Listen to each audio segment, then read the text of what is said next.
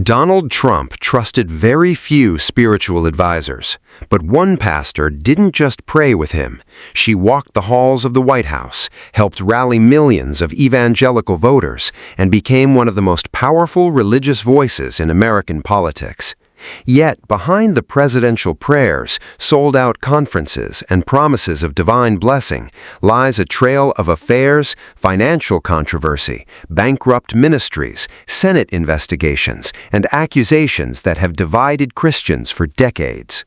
Was Paula White simply a woman who overcame impossible odds to reach the highest levels of influence, or did the pursuit of power slowly eclipse the message she claimed to preach? Because the deeper you dig into the story of Trump's pastor, the stranger and more controversial it becomes. Drop where you're watching from below, and stick around with us. There's a lot more coming that you won't want to miss. Don't forget to like, share, and subscribe to our channel. Let's continue. For millions of Americans, Paula White wasn't just another televangelist. She was the woman who prayed over presidents, filled arenas with thousands of worshipers, and preached a message that promised hope, healing, and breakthrough. Long before she became known as Donald Trump's spiritual advisor, she had already built one of the most recognizable brands in modern Christianity. Her rise looked almost unbelievable. A small church became a booming megachurch. Television broadcasts reached homes across the country. Best-selling books lined bookstore shelves. Celebrities sought her counsel. Athletes, entertainers, and business leaders filled the seats of her congregation. To many supporters, Paula White was living proof that faith could transform even the most broken life. But there was another reason her influence grew so quickly. Unlike many traditional pastors, she embraced the prosperity gospel, the belief that God desires believers to prosper spiritually, physically, and financially. Her sermons encouraged people to expect abundance, speak victory over their lives, and give generously as an act of faith. To supporters, it was a message of hope during difficult times. To critics, it blurred the line between biblical teaching and financial promise. That debate only intensified as her ministry expanded. Private jets, luxury homes, high-profile friendships, and national television exposure made Paula White one of the most recognizable faces in American Christianity. Yet every new milestone seemed to invite another wave of scrutiny. Questions about fundraising methods, ministry finances, and the business of modern televangelism were becoming impossible to ignore. And the larger her platform became, the higher the stakes. Soon, the conversation would shift from sermons and stadiums to investigations, headlines, and controversies that threatened everything she had built. As Without Walls International Church continued to grow, so did Paula White's influence. The ministry expanded into multiple campuses, television broadcasts reached millions, and annual conferences drew crowds from across the country. On the surface, it looked like one of the greatest success stories in modern American Christianity. Yet rapid growth came with growing questions. The prosperity message that had attracted so many supporters also attracted intense criticism. Paula encouraged believers to give generously as an expression of faith, often teaching that God could bless those who trusted Him with their finances. To supporters, these messages reflected biblical principles about faith and generosity. To critics, however, argued that some fundraising appeals blurred the line between voluntary giving and promises of financial return, fueling a broader debate over the ethics of prosperity theology. As her ministry's visibility increased, so did attention to its finances. Reports of luxury homes, expensive travel, and a high-profile lifestyle became frequent topics in the media.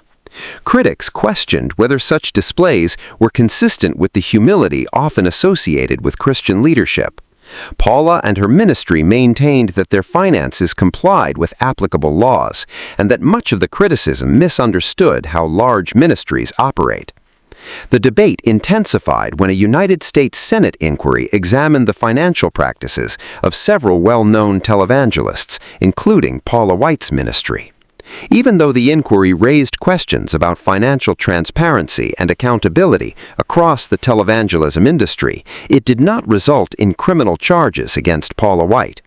Even so, the investigation placed prosperity ministries under a national spotlight and sparked renewed calls for stronger financial oversight. Then came another major setback. Despite years of extraordinary growth, Without Walls International Church struggled under mounting financial pressure. The ministry eventually faced millions of dollars in debt, sold key properties, and filed for Chapter 11 bankruptcy protection. For critics, the collapse symbolized the risks of rapid expansion and costly overhead. Supporters countered that many churches and businesses were affected by broader economic challenges during that period.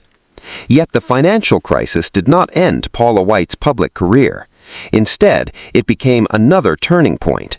Just as many believed her influence had reached its peak or was beginning to fade, an unexpected relationship with one of America's most famous businessmen and future president would propel her back onto the national stage in a way few could imagine. Her rising political profile also placed a spotlight on broader questions. How closely should churches and political leaders work together? What role should pastors play in elections? And where is the line between offering spiritual guidance and exercising political influence? Those questions reached a boiling point during the 2020 presidential election. Paula's passionate public prayers, declarations about spiritual warfare, and references to angelic assistance spread rapidly across television and social media. Supporters saw them as expressions of sincere religious conviction.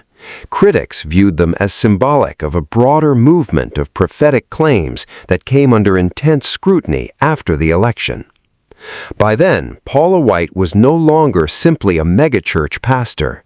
She had become a national symbol in the ongoing debate over faith, power, prophecy, and politics. But even after the election ended, the controversy surrounding her ministry was far from over. By the end of the 2020 election, Paula White had become far more than a televangelist.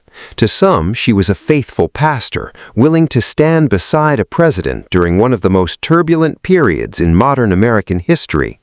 To others, she had become the face of a movement where religion, politics, and personal influence had grown so closely connected that separating them seemed almost impossible.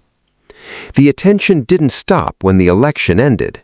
One prayer in particular, where Paula spoke about spiritual warfare and invoked angelic assistance, spread rapidly across television, news outlets, and social media. Some believers viewed it as passionate prayer rooted in charismatic Christian tradition. Others, including several respected evangelical leaders, questioned whether such public declarations risked damaging the credibility of the broader Christian witness. The criticism extended beyond politics. For years, theologians from different denominations had challenged the prosperity gospel itself, arguing that Scripture does not promise wealth or success to every believer. They warned that emphasizing financial blessing could overshadow themes of sacrifice, humility, and service. Yet Paula's supporters saw her message differently. They pointed to her own testimony of overcoming childhood trauma, poverty, and personal loss as evidence that faith could inspire hope and perseverance rather than guarantee riches. Even as public debate intensified, Paula adapted. She continued writing books, speaking at conferences, and expanding her digital presence as more ministries moved online during the COVID-19 pandemic. Like many churches, her ministry increasingly relied on live streams and digital outreach to stay connected with supporters around the world.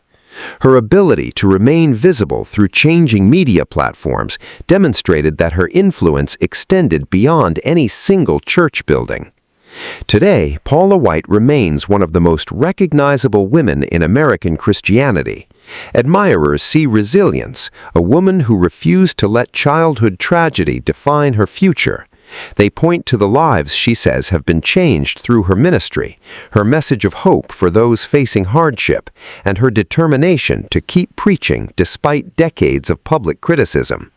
To them, Paula White's journey is proof that redemption is possible and that influence can be used to encourage faith on the national stage.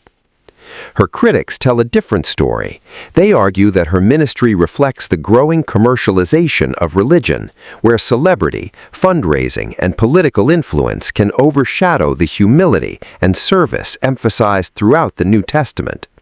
They question whether the prosperity message has shifted the focus from spiritual growth to material success, and whether close ties between religious leaders and political power create conflicts that are difficult to ignore. Perhaps that is why Paula White continues to spark such intense debate.